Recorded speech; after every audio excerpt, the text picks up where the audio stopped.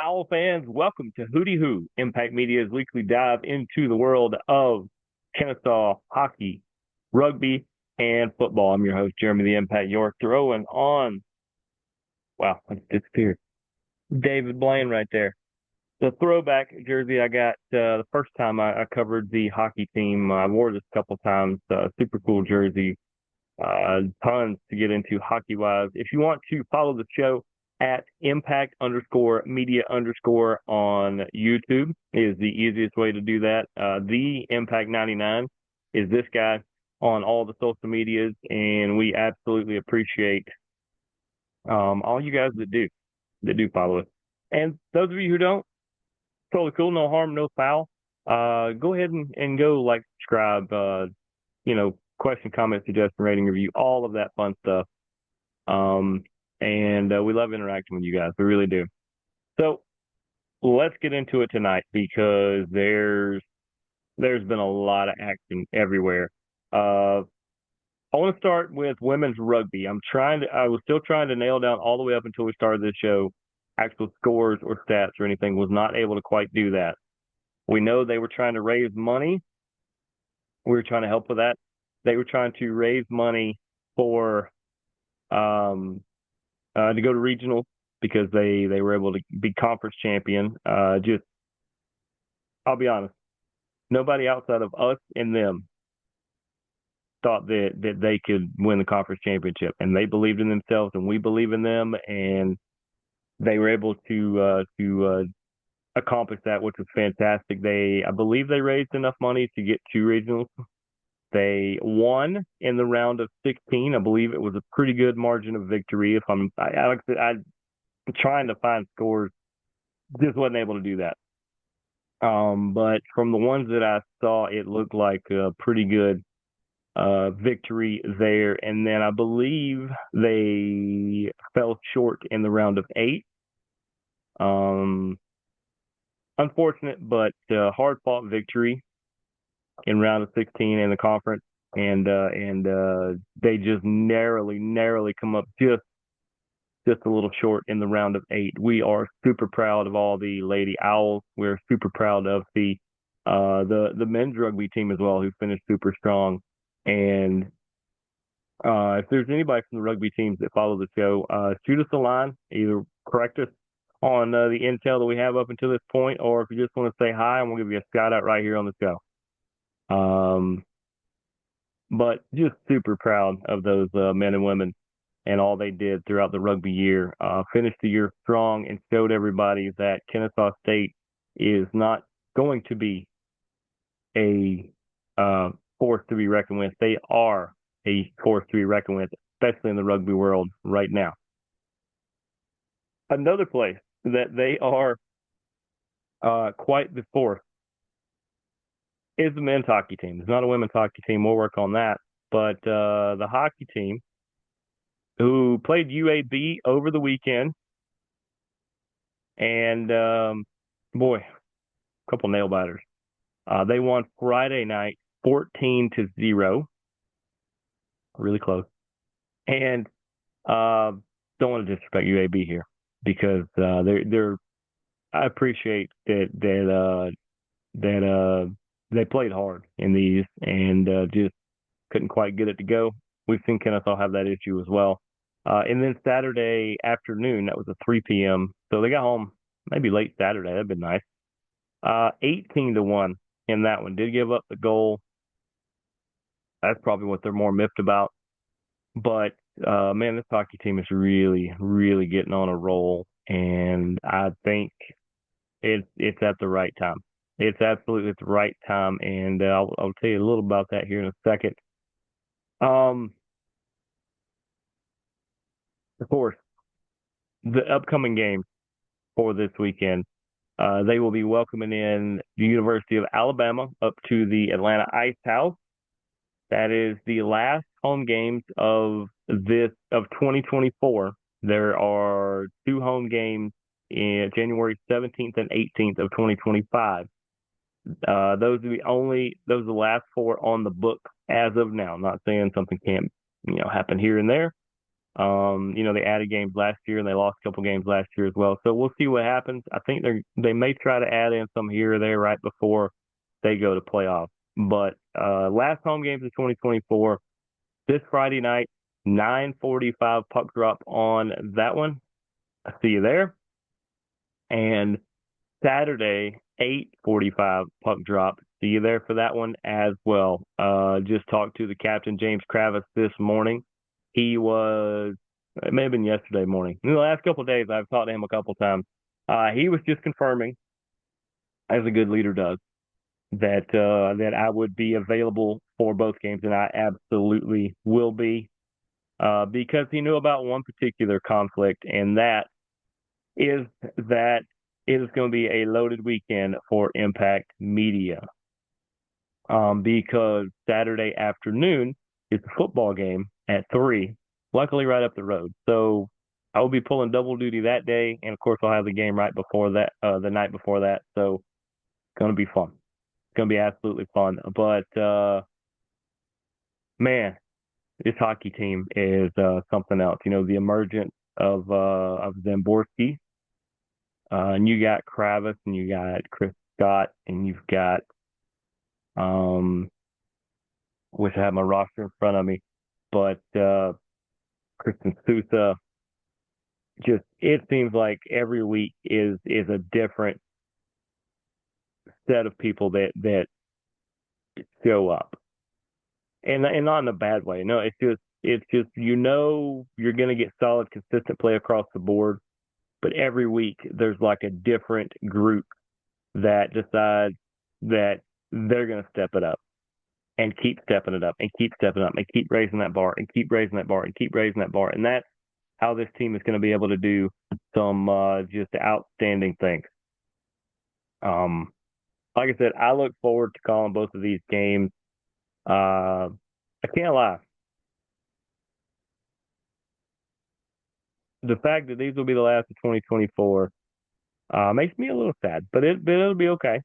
Uh, a little bit of a break after this weekend with the Kennesaw stuff. We will continue to do shows, uh, pretty much till the end of hockey season. We'll try to line up some guests and some things like that. We're going to continue this show. Um, but we're getting into the holiday season and a lot going on. Hopefully, you got friends and family to spend time with. I'm looking forward to seeing um, all the sides of my family here in the next couple of weeks. Hopefully you guys are as well. And if not, find some good friends and hang out with them, because, not to get sad and somber or anything, but tomorrow's not promised. So, live for today. Being a Kennesaw Owl, there's a lot worse things you could be. It's always a good day to be a Kennesaw Owl. I still remember my limited days as an owl through my own fault, but still glad to be a part of all four of these groups of young men and women and all that they do. Speaking of which, let's talk about, we talked about the elephant in the room last time. This time, let's talk about Chandler Burke making his head coaching debut for our Kennesaw Owls football squad. So how did he do? Well, how about this team rallies from being down a couple points going into the last couple minutes, ends up tying this one up at 17. We go to overtime. Remember, they went to 2 overtimes last week and come up just narrowly short. Unfortunately, that's what happened here as well. As wasn't really anything in particular, just Sam Houston decided we were supposed to be a big favorite, and this went all the way to overtime. We're going to win this outright. And so a missed field goal in the first possession for Kennesaw brought up Sam Houston's chance when they got the ball, and they a handful of plays into it ended up going into the end zone. End of game. They did review it. It was a correct call. It happened right in the corner in front of where we were. Some of the media people were. Man, though, it's Coach Bo was outside the stadium. I don't think he came in to watch the game for obvious reason. It was the right call, but he wanted to, I think, salute his all of his guys and his crew, and so he did on their way into the stadium down for the Owl Walk, and I think to let him know that he was always around because, like I said, I think that's why he made the statement last week. Is I don't think that AD Overton, Milton Overton, meant it to come out as though Coach Bo had quit on the team. So I don't think I don't think I don't think Mr. Overton thought that or that he was trying to portray that because he never said that. Um, and Coach Bo just wants to set the record straight. So that's what Coach Bohannon did. But Coach Burke got this team to rally and to continue to play hard the same way they did for Coach Bohannon. And, at the end of the day, this was just spectacular. Absolutely spectacular. The way they were able to come back. Unfortunately, like I said, they fall in overtime 23-17, but they get another shot at it. Last home game, it is senior day for these 7 seniors. Come show up. Come show up, Owl fans. Say hey to me. I usually feeling like a villain on the outside deck. It's going to be a little on the silly side. So uh, come keep the blood flowing over there and say hi. But it's this Saturday, 3 p.m. versus Florida International University. I believe that's where Lane Kiffin used to coach, if I'm not mistaken. I think so. Uh, but 3 p.m. on Saturday, I told you last week that I know this team has wins on the board with 3 games to go, and I thought last week was one of them. How about taking a team that was like a 14, 15 point favorite and taking them all the way to overtime? It's a different Owl squad. They have turned a corner and are so close. And I'll be honest, I think Florida International is got another thing coming here, and I believe that our Owls are going to pick up the victory in Senior Day in the final home game of the year. They still have a game next week that we'll be on here to talk about, but very much I believe that Florida International is going down and the Owls are going to take them there. And I think the Owls win by at least a touchdown. Honestly, I think they win by at least 7 points. I do. I feel good about it. I'm not just saying it because this is the show, or I'm not just saying it for no. I've watched this team play all year. At times they look lost. Members of this team have said as much, or even hinted as much, and didn't disagree when maybe us, the media, might have said things like that. But they don't look so lost anymore. They are playing together and for each other, and it's just a beautiful thing.